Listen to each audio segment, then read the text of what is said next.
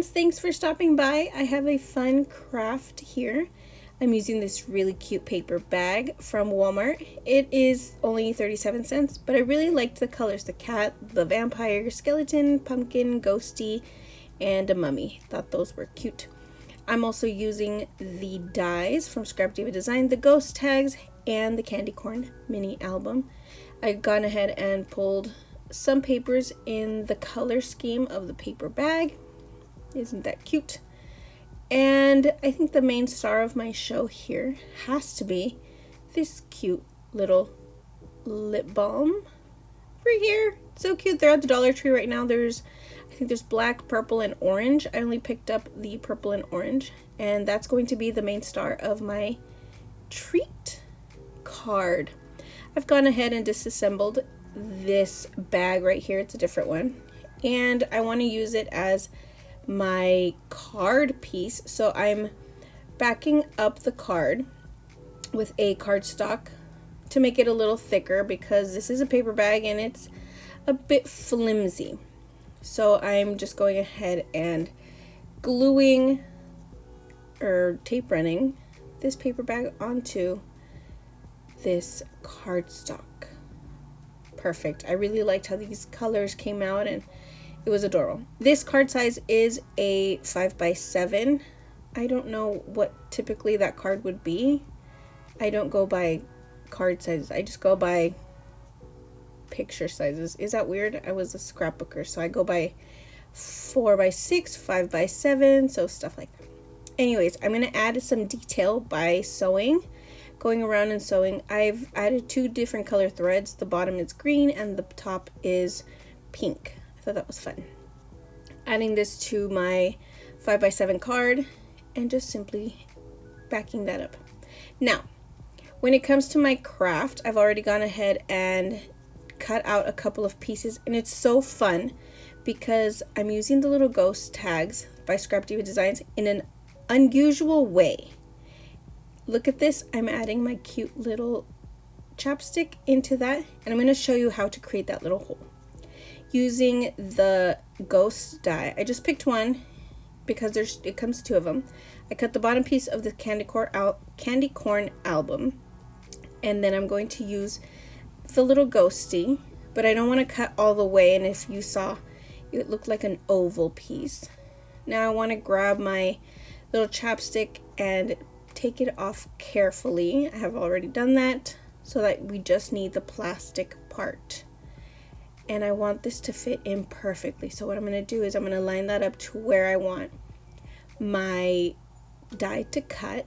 And I'm not going to cut all the way through the entire tag. So I'm using this washi tape right here. And I'm going to use this end right here of the washi. Right here. And I'm going to go off of the cutting plate. And I'm only going to cut up to where the washi tape is right there. Can you see how half of the die, the bottom half, is off of the die, off of the plates, excuse me, right here. That's what I do not want to be cut, so it's not going through the plates. Once both of the plates are on top of each other, it cuts, but if it's off of the plate, it won't. As you can see, only some of it is cut. There you go. Now I want to turn this die around, so it's like this. Turn it around, and I struggle a little bit because in my head I already know how to do this, so I can move it around, but I wanted to show you guys very carefully how to do this, making sure, kind of eyeballing where my tag should go. I'm putting it down there. See where that's cut? I'm going to use the same washi tape to line it up, and I do not want the bottom half of that tag to be cut because it will cut right through. So I'm using the washi tape again to line up the plates, and like I said, I already know how to do this, but I wanted to show it to you perfectly. I wanted to line up my dies, and I don't want to cut this side, so I had to remind myself, do not cut that side. We want the opposing side.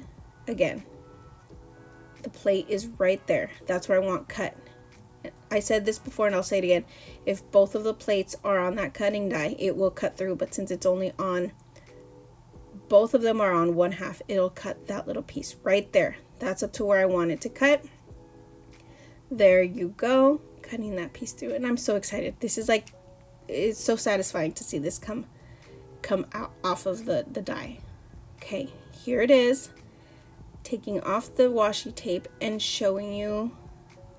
Ta-da! We have this cute little entry, and then look at this. This looks like a cute little, you know, little tag. You can put it through some thread or something, and it's perfect. So now this fits through. Of course, if you mess around with it a little bit more, you could do added border, do sewing details. I've gone ahead and used a backing piece here with a little tab that is a different die, so that my recipient can pull that off and then get their die. So this is a great way to use these little tags if it's a chapstick. Perfect. And then we can use that little piece for later. Okay, now let's go back to what we were doing. I'm doing some double-sided tape on the front of that plastic so that it would stick to the paper. I've also gone ahead and used the spider bow and cut out some of those spider webs, and from the album I've gone ahead and cut out some words. So I ended up using not this one, that's how it should open. I didn't want to use that because I would have to go through double papers, so I went ahead and cut the candy corn album backing and did the same die to open it up, and this is where the little chapstick is going onto, so that my recipient just needs to lift up the little candy corn and open up for the chapstick. That's cute. Adding in all the other layers. I want this to stick really well. I don't want nothing to pop off when they are trying to get the chapstick off. So there we go. Adding some spider webs. This is a great little die for some spider webs. And if you want to do a whole spider web, just cut 2 of those spider webs out and then add them on top, bottom, side to side. Perfect. Now let's see, where do I want this other spider web? It was missing something. It was missing, I don't know, something to pop up, and I couldn't figure it out. So I decided to add the foam pop up so that I had time to think of what I wanted. So it's gonna go on like this, and as you can see, something's missing. I'm still thinking, and I used some foam to pop that candy corn up because I wanted the recipient to be able to lift it to get their chapstick. Now, of course, I needed something glittery, something shimmery, so I'm using a piece of tulle right here that has little sparkly silver pieces, and it adds a little bit of softness. You can't really tell in the camera, but when the card is done and close up in person, it adds a tiny bit of softness to that card. Taking off the backing of these pop-up foam, and I figured out kind of what I wanted, and I went ahead off camera to quickly do this, and I'm adding this other piece of the spider web, and because I want to add in a cute little bow. The bow is off to the side, you can't see it, but it's in the same colors, pink and green. Let's see, perfect. And it's a little bit under the candy corn, so my recipient will lift up the candy corn and not have to worry about the spider. Look at this. Perfect. It's coming out. It's moving along. I can't say enough about these little spider bows from ScrapDiva. The spider goes perfectly in through those slits for the entire bow to tie into the spider. Super cute. I'm also adding some glue dots. These are super sturdy. I picked them up from Amazon.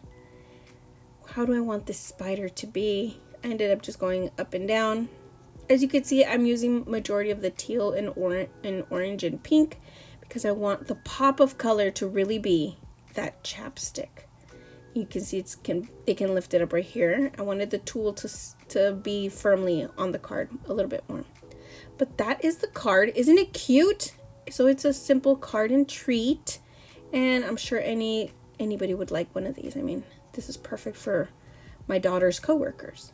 Super cute. College girls, any kind of girly treat, this would be perfect for. I hope you enjoyed it. Until next time, bye!